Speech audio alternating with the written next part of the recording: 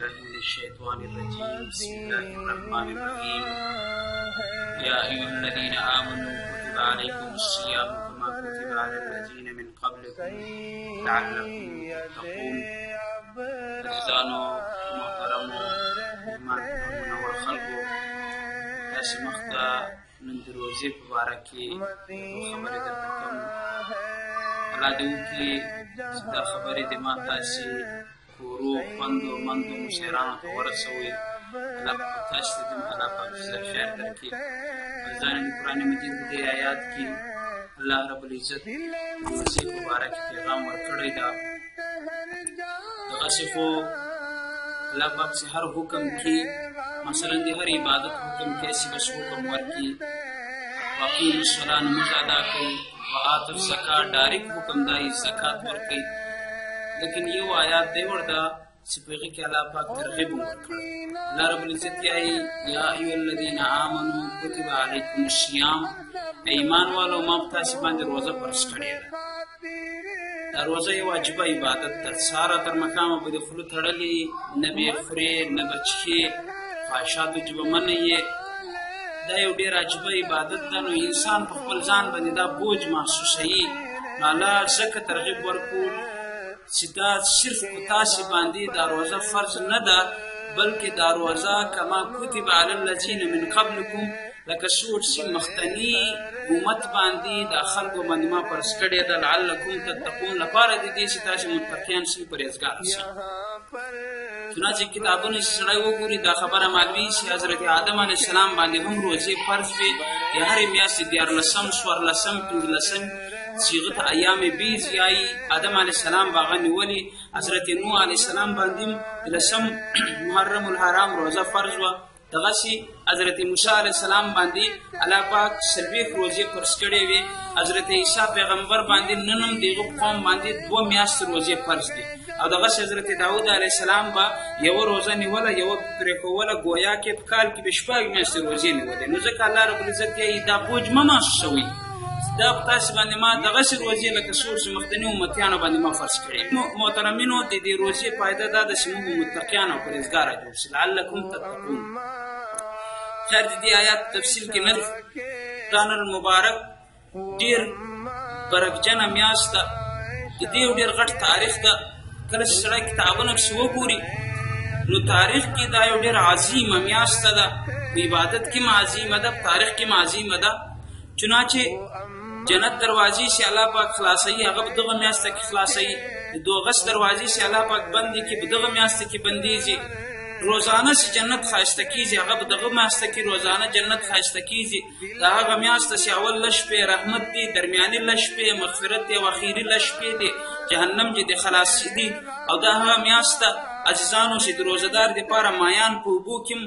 دعاګانې ورته کوي. او دا هغه میاشته چې حضرت آدم علیه السلام ته الله پاک صحیفې ورکولې. نو په دغه میاشت کې الله رب العزت ورکړې. حضرت ابراهیم خلیل الله ته چې کله الله رب العزت صحیفې ورکوي، کتابچې یې ورکولې، نو د دغه میاشتې په 3 تاریخ باندې الله رب العزت ورکوي. حضرت موسی پیغمبر ته چې الله پاک تورات ورکاوی، نو د دغه میاشتې 4 تاریخ باندې الله رب العزت موسی علیه السلام ته تورات ورکو. او دغسې حضرت داود علیه السلام ته چې کله الله پاک زبور کتاب ورکاوی، نو د دغې میاشتې 12 یا 14 تاریخ و. او عیسی پیغمبر ته چې کله الله رب العزت کله انجیل ورکاوی، نو په دغه میاشتې 18 تاریخ باندې الله رب العزت دا کتاب راواله کو. دغه د دواړو جهانو سردار د موږ او تاسې باندې ګران د شنې ګنبد جانان حضرت محمد رسول الله صلی الله علیه وسلم ته چې کله اوله وحي راتله، الله جبریل امین رالګو دغه میاشتې کې راله. او دغسې هغه شپه چې کم از کم 4 کاله ثواب لري، زیاتوالی یې خدای ته معلوم د لیلة القدر شوقدر شپه هغه هم دغه میاشت کې راځي. او دغسې د هغه میاشت ده روزې هغه میاشت ده چې رسول الله صلی الله علیه وسلم با خپله ملا ټینګه وتړله او عبادت ته بیا توجه زیاته سوه.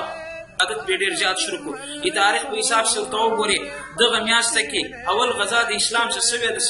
هغه ته یایي غزوه بدر، هغه به دغسې فتح مکه فتح کېدله، هغه هم د روژې میاشته وه. په دې روژې په میاشت کې دا کار شوی ده. بیا حضرت عثمان غني رضی الله تعالی عنه خوږه بیبي مبارکه حضرت رقیه رضی الله تعالی عنها کله چې د هغې وفات له دغه دنیا ولاړه هغه هم د روژې میاشته وه دغه د نبی علیه السلام سکه تره حضرت ابو طالب چې له دغه دنیا ولاړ هم د روژې میاشته وه او د حضرت پیغمبر رسول صلی الله علیه وسلم امهات المؤمنین کې طیبه طاهره حضرت خدیجه الکبرا رضی الله تعالی عنها چې دغه دنیا رخصت شوه هغه هم د روژې میاشته وه دغسې حضرت عایشه رضی الله تعالی عنها هندلې بې ګلشن رسول کله چې له دغه دنیا رخصت کېده هغه هم د روژې میاشته وه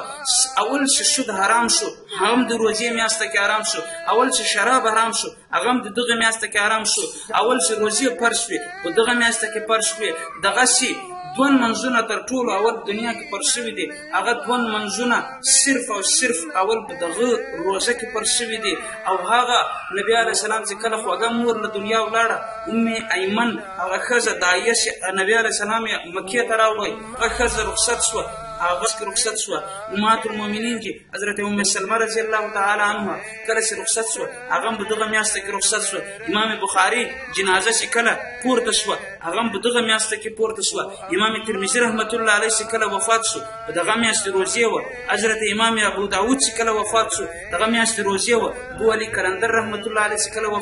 وفات شو دغه میاشتې روژې وه امام الاولیاء شیخ التفسیر امام احمد علي لاهوري رحمت الله علیه چې د هغه قبر کې د جنت خوشبويي راغلی وه هغه چې کله وفات شوی هم میاشتې روژې وه تر دې پورې محمد بن قاسم چې کله راجا داهر ته شکست ورکړو هغه هم د روژې میاشته وه او کله چې ملتان په قلعه باندې اسلامي پرچم وغوړېد وی هغه هم د روژې میاشته وه حسین عزیز پاکستان چې کله مارج وجوب ته راغی کله چې آباد شوی هغه د روژې میاشتې شوکدر شپه وه دغه 14 عظیم جنگ 1914 کې چې کله وشوی هغه هم د روژې میاشته وه دغسې چې کله ورته وګورې د هغه میاشته چې اول لس شپې د رحمت دی د هغه میاشته درمیاني لس شپې د مغفرت دی د هغه میاشته چې اخري لس شپې د جهنم دي د خلاصي دي او عزیزانو د هغه میاشته چې الله رب العزت په دغه میاشته کې اخري لس شپو کې ټول خلک له جهنم آزادوي چې تفسیر کې لس شپو روژه راژوندې شوه حضرت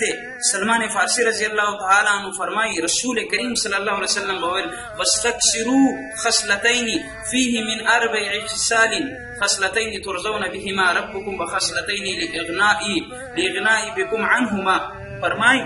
رسول کریم صلی الله علیه وسلم وویل څلور کار ابدا روزه کې اول چې روزه راشي اول کار لا اله ډیر یې لا اله الا الله د کلمې ذکر ډیر کوي او دوم کار عزیزانو